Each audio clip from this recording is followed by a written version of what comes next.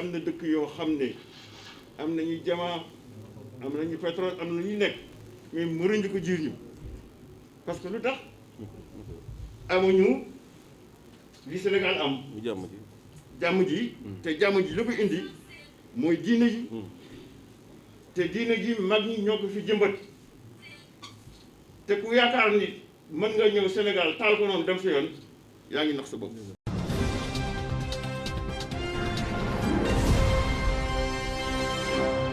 bismillahi rahmaani rahim dañoo daje fii tey ci résidence Lat Dior di taxawal 18e forum islamique pour la paix nga xam ne ñu ngi ko tàmbale woon ci 2003 at mu jot ñu wutal ko benn thème yi nag toujours dafay sotti ko ci jàmm ak stabilité thème ren bi nag ñu waxtaan ci li nga xam ne moo jaaxal àddina te su fi jógul jàmm du fi am muy Covid bi. thème bi ñu wut ay experts yoo xam ne dañuy wax ci Covid bi jeexital ci li mu jeexital ci dundu doomu aadama l'exemple du Sénégal jeexital ci li mu jeexital ci wàllu éducation jeexital ci li mu jeexital ci wàllu social jeexital ci li mu jeexital ci wàllu économie ak jeexital yi mu jeexital sax ci wàllu doxinu àddina lu mat ñeent fukki association fa war fee teew suba incha allah taala ci bisu dimanche bi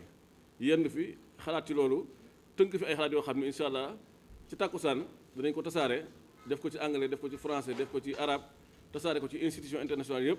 ba ñu xam ne lii mooy gis-gisu jullitu Sénégal ci li nga xam ne wadd na ci kaw àddina bi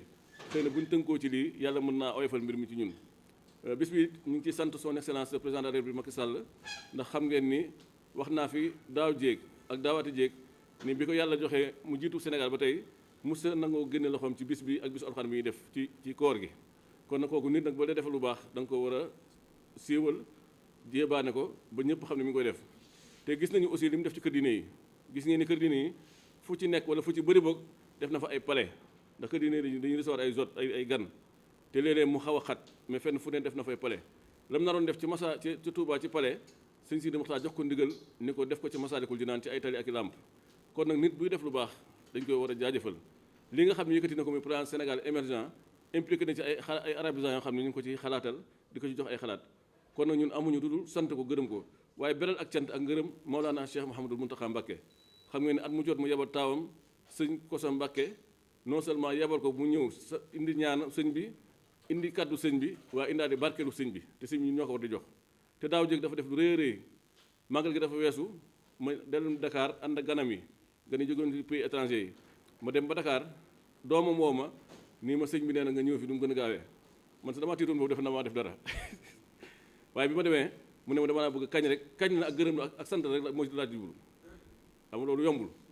kon nag ñu ngi koy sant bu baax a baax a baax waaye di sant kilifa diine yi nga xam ne yëpp seen ndaw teew nañu fi tey xam nga ne léegi la fi Cheikh Ahmed Tidiane Sy di doomu Serigne Abdou Aziz jógee jiite cadre unité de l'islam léegi la fi porte-parole bu Ndiassane jógee di sëñ Abdourahmane Kounta léegi la fi docteur Khadim Sylla jógee ak docteur Abdou Aziz Kébé ñi nga xam ne ñoo ŋànk aj ji Sénégal léegi la fi sëñ Madické Seck bu Thiénaba jógee léegi la fi sëñ Idrissa Gueye jógee di borom xam-xam di ko am taxawaay su ma nee nim doy wëri waaye daal bis bi daal mel na ni lislaam bi daje na fi umma bi daje na fi askan wi daje na fi liñ ci yéene ci jàmm yëpp yàlla na ko yàlla def la ma waxoon ko fan yee passé ci benn ndaje bu ñu doon def ci kër Idrissa Gueye nee naa leen man mi xamoon Libye xamoon la fa ne ci alal xamoon Kadhafi ak puissance bi mu am nga xam ne moo doon le président le plus puissant en Afrique wala sax xëy na ci monde bi ñu ko ci ëpp ndoole ak kattan bëriwul ak alal xamoon Libye la fa nit ñi daan waddee di wuti xaalis te tey jii Libye mënuñu am ñaar dërëm amuñu stabilité dañuy rang mburu di rang essence maanaam lu ñu lekk sax dañuy rang ay waxtu pour am ko kon bu réew ma lépp nga fa mais xaalis dafa amatul stabilité amu fa loolu nag ku ko xam da nga tiit ci li nga gis ci réew mi li ñu gis ci réew mi fan yi passé tiital na góor su ne te al fitnatu naa'imatun la'ana man ayqazaha fitna dafay nelaw yàlla rëbb na ko yee te képp ku yee fitna nag mu nga ko yee waaye doo ko mën a tëral kon nañ moytu fitna moytu xeexu waaso moytu xeexu diine moytu xuloo ngir principe politique jatte xuloo kenn ku ne défendre ce principe boo convaincre citoyen sénégalais yi réew tànn su élection jotee ñu tànn la jiital la jàmm daal mooy jàmmi réew mi jàmm mooy jàmmi askan wi jàmm mooy jàmm diine ji su jàmm amul jàkkee sax des na tuuti kenn du ci mën a yem ndax li bigéey ay benn ambassadeur nekkatu fa ambassadeur dafa ne ñibbi nañu ndax da ngay yor sa oto di dawal en tant que ambassadeur ab xale teg la fital ne la wàccal oto bi jël oto bi doo am foo ko porter plainte ndax tribunal amatu fa police amatu fa gendarmerie amatu fa kon nag maa ngi woo société sénégalaise ñu suuxat jàmm dund jàmmoo ndax Sénégal comme ni ma koy waxee saa su nekk dafa nekk pays phare ci wàllu jàmm loolu li ko waral mooy diine ji fi ne sax ci xol yi sax ci xel yi ak pastos yi fi ne ak kilifteef gi fi ne ak nangu xel yi nangu ak nangu nit ñi nangu loolu nag ku ko fooyee ba jëlee ko fi ba indiwaat ko fi dina jafe kon nag ñu ngi gërëm aussi di beral nuyoo sëñ Mountakha Mbacké ndax bii lii amee rek dafa contacter sëñ Mbaye Sy Mansour wala ñoom dañoo waxante seen biir xaw ma sax ku ci contacté mu am waaye waxante nañ seen biir ba nangu seen njaboot daje ca Dakar waxtaane jàmm Sénégal njaboot gi aussi bi nee ba Dakar dañoo dem wax ak président de la République wax ko ni ko kilifa yi ñoonu bañ jógee ca moom dem ci institut islamique wax beneen njabootu sëñ Mountakha dem ca opposition wax ak ñoom ba jàmm ji taxaw tey loolu tey ci bëccëg rek Mamadou Ndiaye bi moo koy wax mi naa ma lii dafa wane waat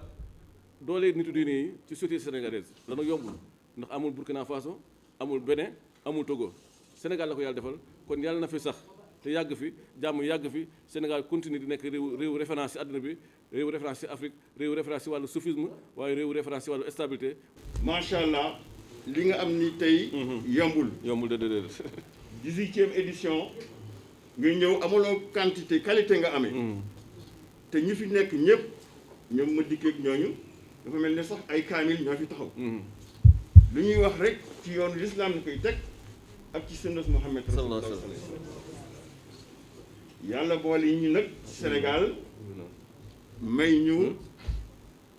lu kenn amul. dama yàgg wax ni Sénégal suñu jamaa suñu pétrole suñu or mooy diine ji mooy magu diine tey am na dëkk yoo xam ne am nañu jamaa am nañu pétrole am na ñu nekk mais mënuñu ko jiir ñu parce que lu tax amuñu li Sénégal am jàmm ji te jàmm ji la ko indi mooy diine ji te diine ji mag ñi ñoo ko fi jëmbat te ku yaakaar ni mën nga ñëw Sénégal taal ko noonu dem sa yoon yaa ngi nax sa bopp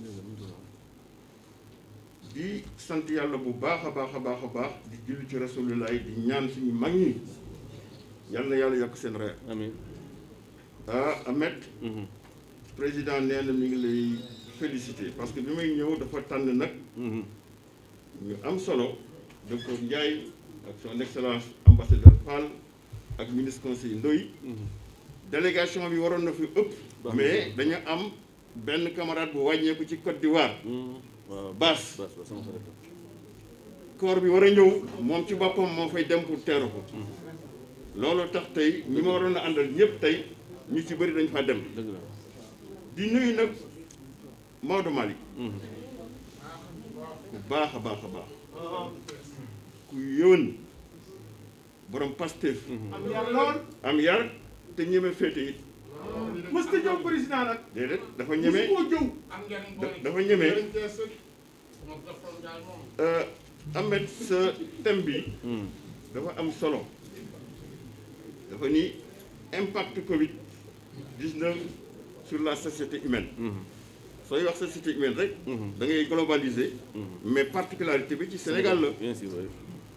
parce que dafa fekkoon Sénégal am nu mu demee ñu am alternance ci jàmm en 2012 président Macky Sall ñëw ak son programme plan Sénégal émergent plan Sénégal émergent néewuma lu leer lay wax je ne dis pas que gouvernement yi fi nekkoon liggéeyuñu dafa mel ni yonent yi 25 yonent yi ku ci ñëw rek da ngay liggéey fa nga yem ki ci ñëw mottali li ñu fi constaté mooy planification fonctionnelle bi nga xam ni président Macky Sall dafa ñëw indi ko ci plan Sénégal émergent croissance bi mu sécrété sur le plan quantitatif sur le plan qualitatif li mu fi bàyyi woon jotuñu ko parce que de 1960 ba 2012 dañu amoon ay plans quadriennaux des plans quinquennaux des stratégies de croissance accélérées des programmes de développement de lutte contre la pauvreté etc. mais croissance yi ñu doon sécrété mënuloon sax aspirer le taux de croissance démographique mu ñëw ni jox naa Sénégal 2 fois nekk naa fi premier ministre am na article boo xam ni dama ko bindoon ne ci discours du président Macky Sall bi mu nekkee premier ministre ci la déjà lal quintessence su émergence du Sénégal parce que émergence amul définition il n'y a pas de définition académique ci émergence concept bi ay banquiers ñoo ko théorisé banque bi ñu naan Jay O'Neill ci bu Goldman Sachs da doon seet ci àddina ji yan zone géographique la ñu mën a injecté xaalis récupérer ko dans un délai court ci jàmm nag ñu ne ñaari variable la benn variable population pour marché bi benn variable bi quantité ñu dem ba ñoom ci seen bopp banquiers yi ànd ak yenn universitaire ne léegi juróomi variable la ñuy def population qualité quantité croissance bu mat buy sécrété urbanisation suñ jóge ci urbanisation ñu ne il faut infrastructure jóge infrastructure ñu ne stabilité ñoom sax dañu ne démocratie amu ci importance parce que soo xoolee Chine dañoo am trajectoire boo xam ne bi dafa stratégie bu leer déroulé ko moo tax Chine yegg fu mu yegg tey ñu ñëw ci plan Sénégal émergent ñu ñëw président ni li ma fi nekkoon dama koy def trait du positif bi li ma maintenir ko li ma mën a améliorer ma améliorer ko à partir d'un modèle économiquement viable socialement équitable écologiquement reproductible yokk ci équité territoriale mu ñetti ponk transformation structurelle capital humain développement durable paix sécurité ba sëriñ bi mooy li nga wax nga soo xoolee seen plan Sénégal émergent ci ñetti ponk yooyu dafa mel ni ci Alxuraan la lolo parce que soo commencé fii dafa ni paix sécurité asalaamaaleykum la commencé jullit ji maa ko wax léegi fu jàmm amul croissance dafa mën a am nga ñëw ci digg bi mu ne capital humain suñu yonent lan lañ ko taggee du jikko jikko yooyu ci suñu valeur la jikko yooyu ci suñu culture la te jikko ji soo xoolee sax même probité morale ci jikko yooyu moo ko lal sooy xool quintessence su jikko yooyu dafay naan la finalité la foi la fierté la fermeté la faculté de distanciation yooyu soo ko amul doo mën a ñëw ci transformation structurelle bi transformation structurelle boobu ñàkk jëriñu la ñun Baye Fall yi de loolu la ñu yore ñàkk jëriñu te loolu mooy doxal am réew ci jarul nga xam ne plan Sénégal émergent boobu ay fragmentation plan quinquennal la biñ ci njëkk a doxal 2014 2018 dañu am croissance qualitative et quantitative quantitative bi dañ ne dañu am moins de 6,2% bi nit ñoo ko wax de baye du fa ñoo ko wax mais particularité yi dafa am des marqueurs sociaux yoo xam ne yi amul fa woon mu doon PIDC mu doon couverture maladie universelle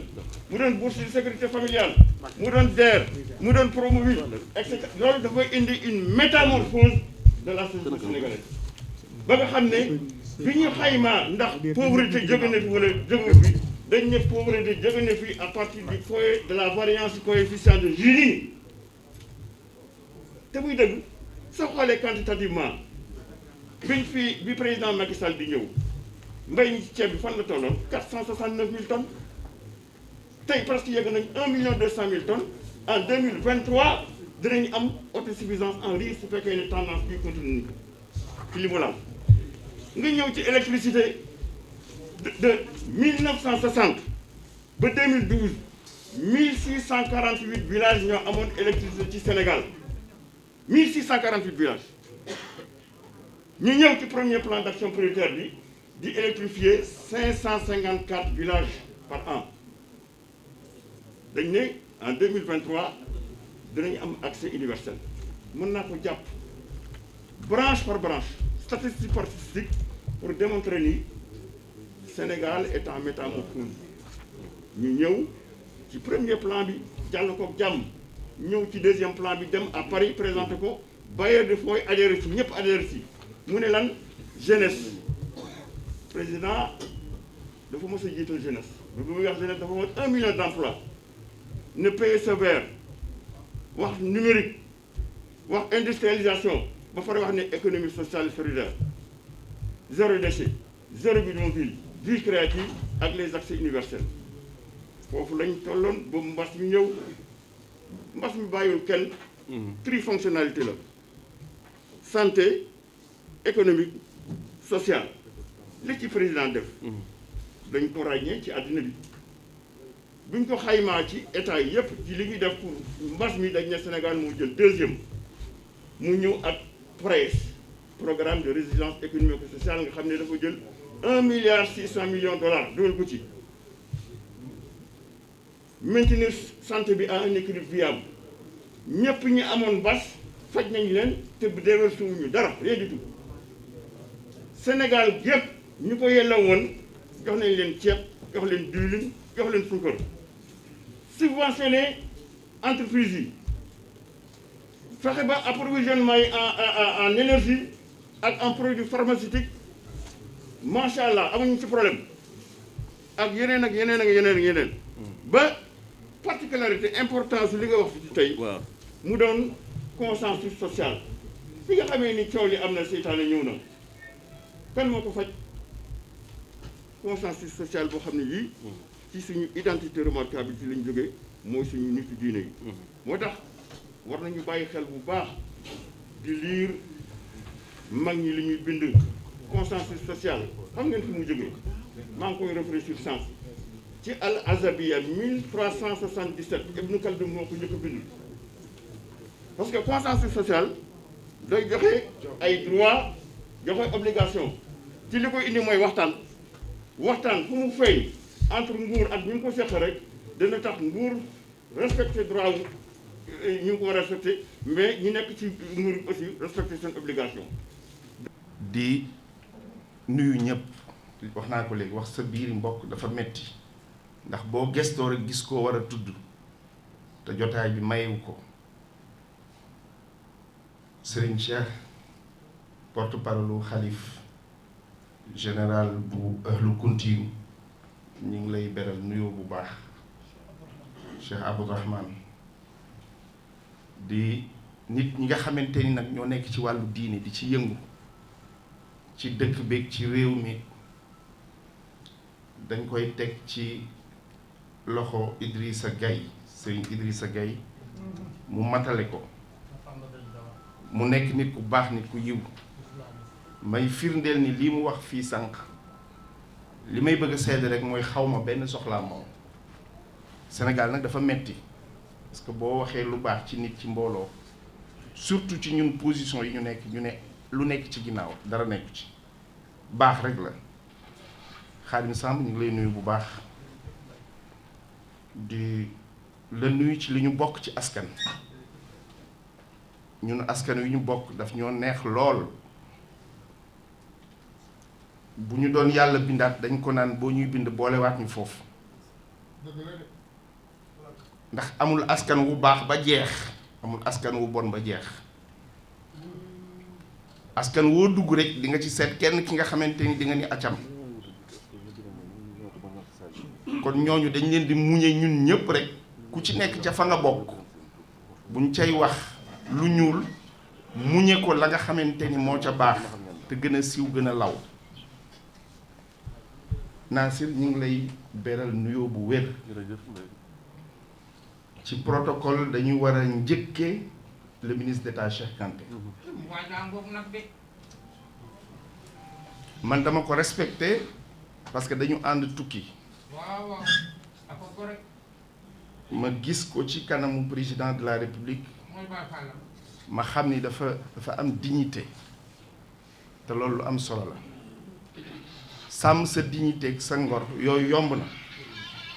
ci kanamu suñu genre yi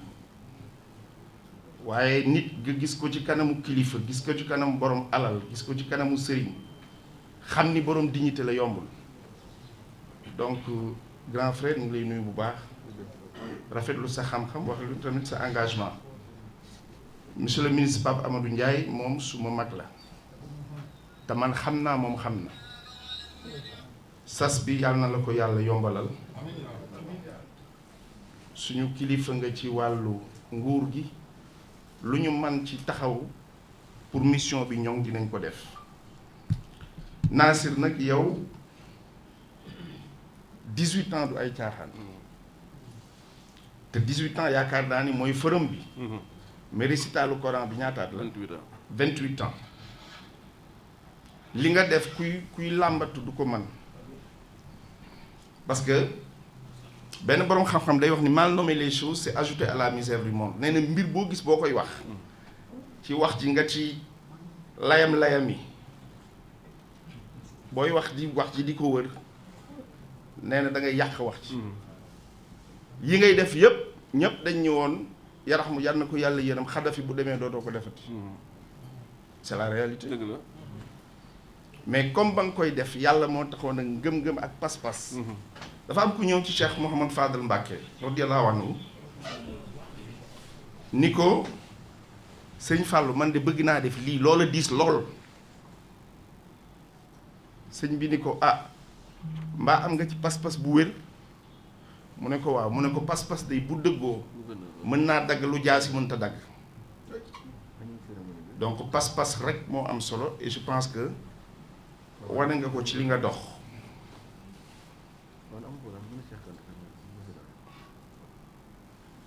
leneen li nag mooy li ngay def yëpp jom nga koy defe man suñu diggante dafa yàgg te sama yaay yal na ko yàlla jéggal daf ni dañ ne ko lu yàgg dëgg la mu ne moom gëmul loolu ñu ne ko Juuf luy dëgg mu ne lu yàgg te rafet mooy dëgg non du dëgg pourtant mën naa def juróom fukki at kon yaakaar naa ni yàgg na rafet na booba tolluwoo fii tolluwuma fii kon boo wootee lii te bi nga koy woote xamuñu woon dinañu dem ba Sénégal ñu naan nañu woote jàmm 18 ans ngay woote Forum de la Paix tey ñu ñëw ni ko cheikh bi waxee léegi nii génn ci li nga xamante ni Sénégal dafa rëcc il faut qu'on le dise Sénégal yàlla ñu rëccal Sénégal dafa rëcc suñu réew mi rëcc na yàlla rëcc nañu yàlla nañu raw ndax am na lu bari lu ñu rax li nga xamante ni ku ko gis li nga xam ni lii am na lu am waaye am na lu ci rax nekkuñu fi pour jàngat loolu liñ am ba des daal mooy ku yebul na nga wax jàmm ndax yii yëpp day fekk jàmm am kon nañu wër jàmm nañu jox jàmm nañu wax jàmm jàmm nag kenn du ko wax rek dañ koy jëf daf ci am wax yi nga xamante ni damay profité pour wax ni nañ ko teg ci suuf parce que ça commencé jóg ci réew mi mooy waxu waaso ak waxu xeet parce que képp koo gis sëriñ ba nga xamante ni dem nga ca moom sax jox ko sa bopp